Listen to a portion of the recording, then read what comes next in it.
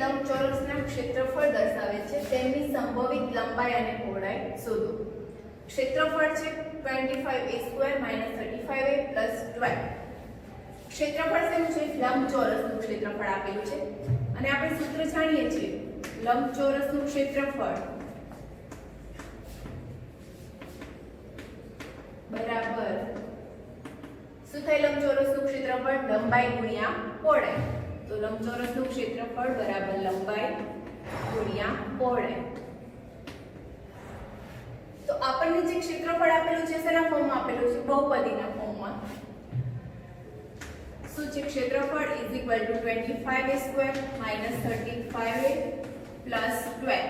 હવે આના અવયવો પાડીએ તો બહુપદી કેવી છે? a² મહત્તમ ઘાત 2 છે, દ્વિઘાત બહુપદી. તો એના મહત્તમ કેટલા અવયવ મળશે? 2 અવયવ મળશે. તો 2 અવયવમાંથી એક જે મળશે એ લંબાઈ હશે, એની સંભવિત લંબાઈ, અને બીજું જે હશે એની સંભવિત પહોળાઈ. તો દ્વિઘાત બહુપદીના અવયવ કઈ રીતે પડશે? 25a² નો સહગુણક છે અને અચળ પદ છે 12. તો 25 ગુણ્યા 12 કરો તો 25 અને 12 નો ગુણાકાર કેટલો થાય? 300 થશે. હવે 300 ના એવા અવયવ પાડો કે જેનો સરવાળો 35 આવે. તો 300 ના અવયવ 20 ગુણ્યા 15.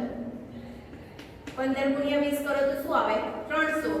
અને બંનેનો સરવાળો કરો 20 + 15 કેટલા થશે? 30 થશે.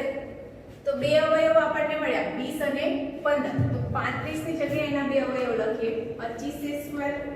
પણ 35 કેવા છે? માઈનસ, માટે બંને અવયવ આપણે કેવા લઈશું? માઈનસ. તો -20 - 15 = -35 થશે. તો -20a - 15a + 12. પહેલા બે પદ અને છેલ્લા બે પદ. તો પહેલામાં કોમન શું છે? 25 એટલે 5 ગુણ્યા 5a² અને 20 એટલે 5 ગુણ્યા 4a. તો 5 એ બંનેમાં કોમન છે. 25a² અને 20a માં કોમન 5 છે.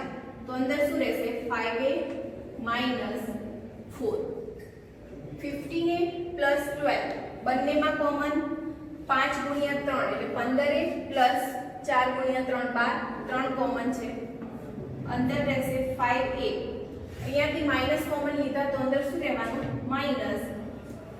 12 માંથી 3 કોમન લઈ લીધા, શું રહેશે? 4. તો 5a - 4 5a - 4 5a - 4. બાકી શું રહેશે? 5a - 3.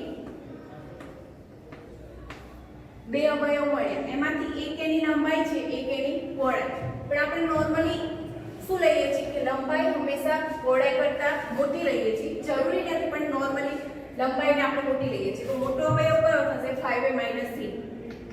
માટે સંભવિત લંબાઈ બરાબર 5a - 3 અને પહોળાઈ બરાબર 5a - 4. તમે પહોળાઈ 5a - 3 અને લંબાઈ 5a - 4 પણ લઈ શકો. હવે આગળ જોઈએ. ક્ષેત્રફળ આપેલું છે 35a² + 13y - 12. તો અહીં જે ક્ષેત્રફળ છે તેનું લંબચોરસનું ક્ષેત્રફળ છે. તો આગળ જેમ જોયું એમ લંબચોરસના ક્ષેત્રફળનું સૂત્ર શું થશે? લંબાઈ ગુણ્યા પહોળાઈ.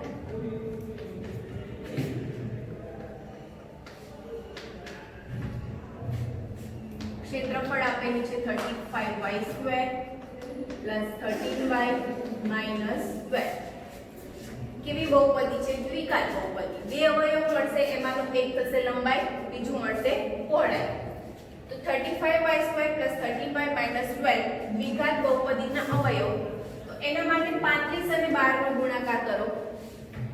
તો 35 ગુણ્યા 12 બરાબર કેટલા થશે? 420. 420 ના એવા અવયવ પાડવાના કે જેનો સરવાળો અથવા બાદબાકી વચ્ચેનું પદ છે 13y, તો 13 મળતું હોવું જોઈએ. તો એવા અવયવ 28 ગુણ્યા 15. 28 અને 15 નો ગુણાકાર કેટલો થશે? 420. અને બંનેની બાદબાકી કરો 28 - 15. તો આન્સર શું મળે? 13. એટલે કે વચ્ચેનું પદ મળે છે. તો 35y² તેની જગ્યાએ શું લખીશું? એના બે અવયવ 28 માઈનસ 15. તો 28 કેવા આવશે? 13 પ્લસ છે એટલે મોટો જે અવયવ છે પ્લસ આવશે. 28y માઈનસ 15y એટલે કેટલા થશે? 28 માઈનસ 15 એટલે 13y માઈનસ 12. પહેલા બેમાં કોમન શું છે? 7 ગુણ્યા 5 35y² પ્લસ 7 ગુણ્યા 4 28y. 7 કોમન એક તો બંનેમાં y કોમન છે, અંદર રહેશે 5y પ્લસ 7 કોમન છે 7y તો અંદર રહેશે 4 માઈનસ 15y અને 12 બંનેમાં કોમન છે 3 તો અંદર રહેશે 5y. 5 ગુણ્યા 3 15y પ્લસ 12 માંથી 3 કોમન લીધા શું રહેશે? 4 5y પ્લસ 4 5y પ્લસ 4 તો 5y પ્લસ 4. બીજો અવયવ શું રહ્યો? 7y minus 3. તો બંનેમાંથી કોઈ એકને લંબાઈ લઈએ તો બીજું શું થશે? પહોળાઈ. માટે સંભવિત લંબાઈ બરાબર 5y પ્લસ 4 અને પહોળાઈ બરાબર 7y માઈનસ 3. તમે લંબાઈ 7y માઈનસ 3 ને લઈ શકો અને પહોળાઈ 5y પ્લસ 4 પણ લઈ શકો.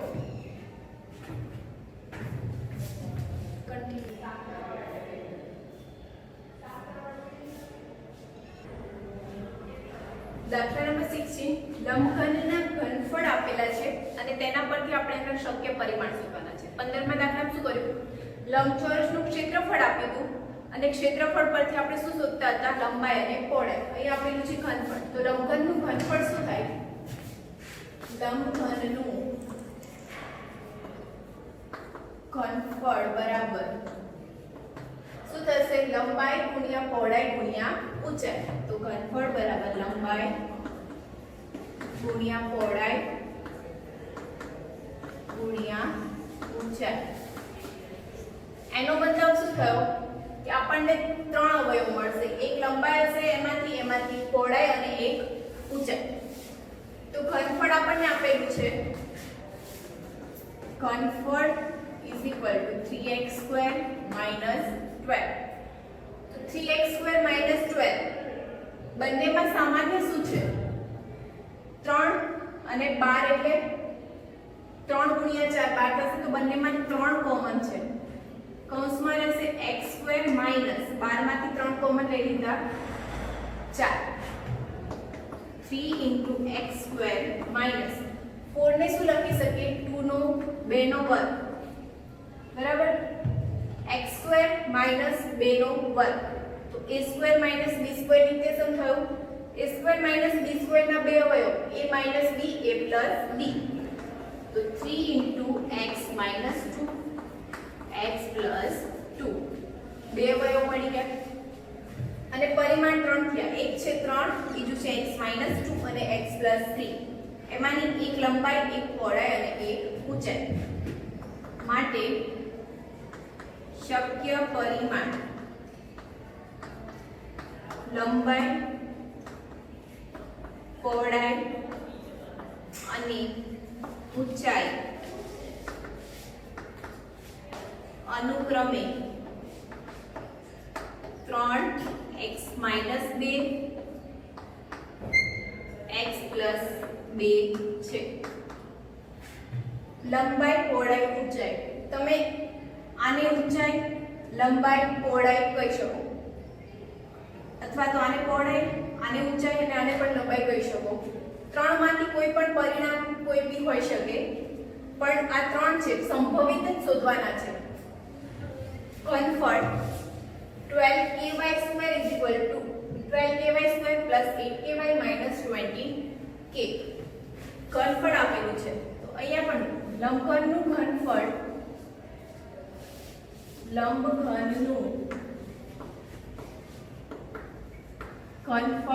બરાબર શું થશે? લંબાઈ ગુણ્યા પહોળાઈ ગુણ્યા ઊંચાઈ. લંબાઈ ગુણ્યા પહોળાઈ ગુણ્યા ઊંચાઈ. ત્રણ અવયવ મળશે, એમાંનો એક હશે લંબાઈ, એક પહોળાઈ અને એક મળશે ઊંચાઈ.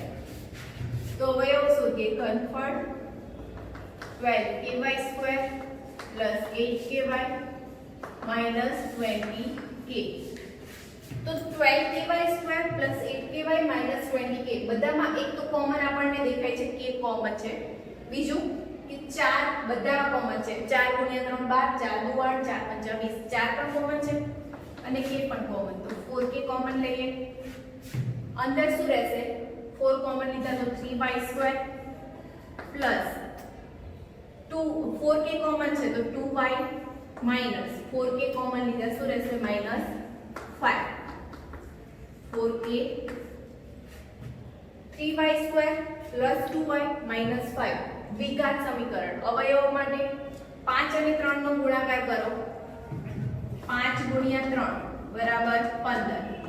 તો 15 ના એવા અવયવ પાડો કે જેનો સરવાળો અથવા બાદબાકી કરીએ તો આન્સર આપણને વચ્ચેનું પદ એટલે કે 2 મળે.